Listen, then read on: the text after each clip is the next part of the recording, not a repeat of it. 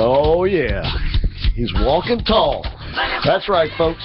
Hey, General Lucas Paris, I'm talking about walking tall because he's got the scope up and running. 407-774-8255 is the number. And Donald Trump's walking tall, too, because his poll numbers prior to, post-Paris, prior San Bernardino, skyrocketed. And I can only imagine that they're going to do that again. In the meantime, if you'd like to be a part of the show, you have the American Adversaries coming to you live on FM 105.5 and AM 660. The Answer. I'm Christopher Hart, and now in the studio with General and myself is Marilee of Vacation Travel Planners. Marilee. Hello, hello, hello. You still I'm like on board. Yeah, you still look like you got a glow from that cruise that you went on here recently. Oh my gosh! And I have clients that were leaving today on the Disney cruise for the first time. Oh boy! So I was at their house this morning, you know, doing last-minute prep and everything for getting them out the door. And they're texting me from the road. They texted me. They're sending me pictures as soon as they pulled in the parking lot and then got on board. So, I mean, they were so excited. I was so excited for them. It was... All right. I love it. Okay. All right. I want to get to the poll numbers, but we got some callers on the line about the shooting. And to be clear, and once again, to address Al's concerns, what we do here, actually, we're a pressure valve. We're allowing pressure to be released here. That's why a lot of you folks listen.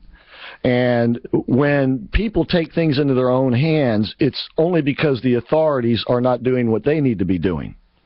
And what I am calling for is the authorities to do what they need to be doing before some doggone fool takes it into his own hands. The authorities need to take this situation by the horns, see it exactly for what it is, and we all know, they know. They just don't want to say so because they are afraid, many of them, to deal with the problem. They're afraid it's too big to solve or would be too messy to solve. Well, I'm here to tell you the problem's only going to get bigger and worse and messier the longer we wait to deal with this in a sane, civil fashion.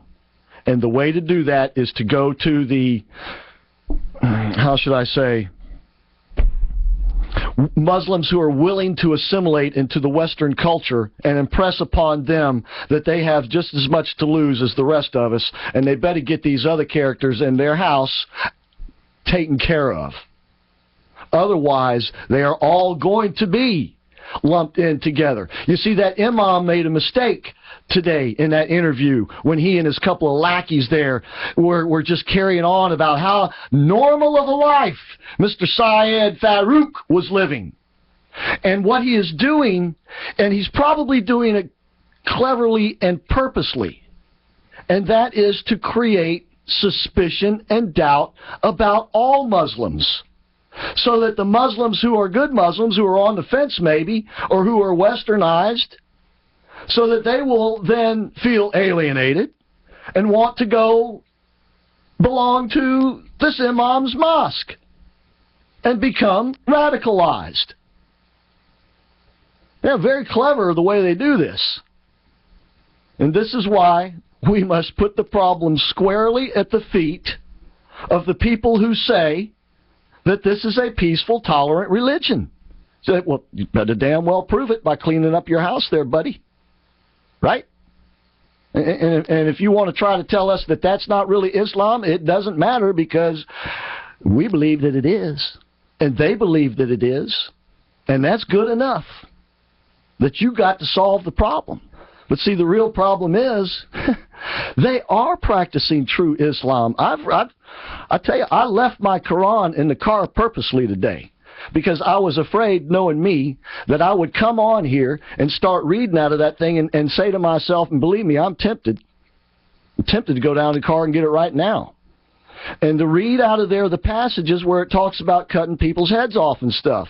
Now, if that's a peaceful, tolerant religion, that must have snuck into my Quran by mistake, and it must be now my duty to literally remove that from my Quran, either by ripping it out or in some other way taking it out of there.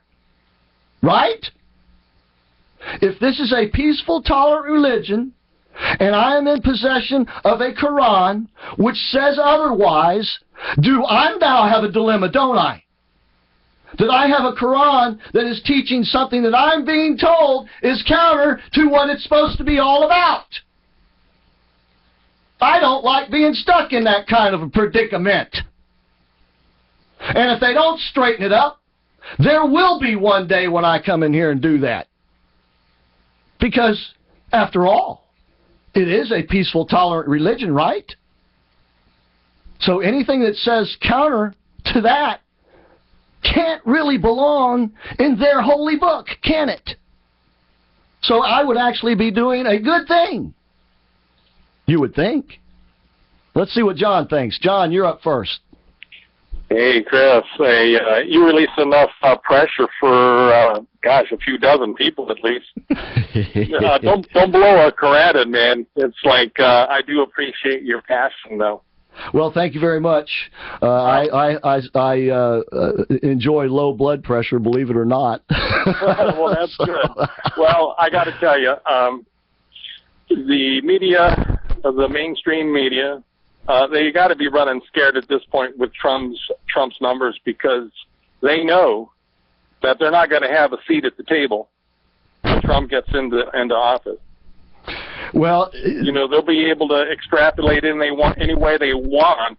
Yeah. And they can have some effect on the rudder, but I don't think Trump is going to take it. I think he's going to do what he knows that he needs to do, and he will surround himself with people with experience and with a set of steelies, In other words, competent people. Yes, you're absolutely right. And people that are not afraid to take responsibility in his program, Celebrity Apprentice. What is the one characteristic that he just totally abhors? It's when people do not take responsibility or they fail to act. Correct. That'll get you fired. That'd get you fired the quickest of all. You're absolutely right. Yeah, he likes people that are willing to take some initiative, act on their own, and make decisions. And if they don't make the right decision, that's good. At least they made a decision. Yeah, and you're absolutely right. And by the way, his poll numbers have skyrocketed. And to get back to the media, though, that's what the media and I believe the establishment fears most about him, is that he is immune to their abuse. And as a matter of fact, their abuse makes him bigger and stronger. So it's not that it makes him bigger and stronger. It's just that it makes them look puny in comparison. And indeed, they are puny, and they're also a huge part of the problem, because once again they are afraid to speak truth, and when they are afraid to speak truth, it makes it harder and harder for people to accept the truth. All right, John, thanks. I got to let you go. We appreciate you being out there. Dr. K is now in the studio here. Yes, I am, and I brought my little bottle of pills just in case you get close to blowing a gasket. I was listening to you. You're doing okay. Always settle down when Mary Lee comes around. Well, you have to. She's so pretty. Isn't she, though? I know. All right. Dave is up next. Dave, thank you for calling tonight. Dave, are you still there? I am indeed. All right. Go ahead. Quick question. Any further information on those other guys that the neighbors saw in the garage with these two before the attacks took place? No, as a matter of fact, this is 3 or 4 people. Yeah, no, and as a matter of fact, this is part of my rant because I didn't hear it. Well, the FBI is downplaying that. The FBI director James Comey came out and said that there is that these two terrorists were not tied to a larger cell. Yeah. Now they're so tentative about declaring this a terrorist act, and now they're not even now they call it a terrorist act, but they're not saying Islamic inspired or Islamic terrorist act, which it obviously is. But they can come and definitely say not tied to a larger cell. Give me a break. No, we're being played here, ladies and gentlemen. We are being played for the fool. So you don't believe the story that was just their mahjong club? No, and I don't think they were selling reefer, and I don't think they were selling women. No.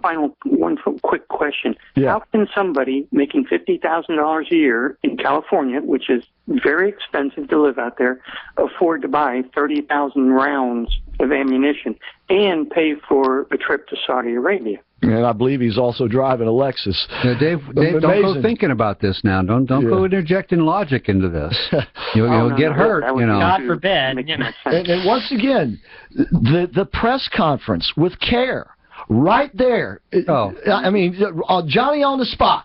Oh yeah. Before even the whole thing is over, they're there with a press conference with the guy's brother and the blind sheikh's interpreter, who I suppose just happened to be in town. Just, how can by you get coincidence. into this country without a photograph ID? Well, that's another thing. Seen what this female looks like. And every radio host, syndicated and local, is saying, where's the photograph of this lady? Yeah, I brought that up earlier, and I think Michael Medved may have stumbled onto it in speculating that she probably, when she came here, was wearing the full burqa. Well, California does allow them to have their pictures on their license with their burqa. That's it. Florida, at least, we passed a law where, sorry, you got to take that off. We got to have your face. And so instead of showing us that, you see, they're giving us the little shadow, the silhouette. Right. We should be seeing what is on this woman's driver's license. So we need to be on the lookout for all silhouettes and shadows. Yeah. Okay. I guess so. Well, kind of brings back the old 1776. Don't shoot till you see the whites of their eyes. Yeah. There you go. And wasn't there a radio show that... The Shadow Knows. Shadow Knows. There you go. The Shadow Knows. All right, Dave. All right, I'll be listening. All right. Thank you so much. All right. We got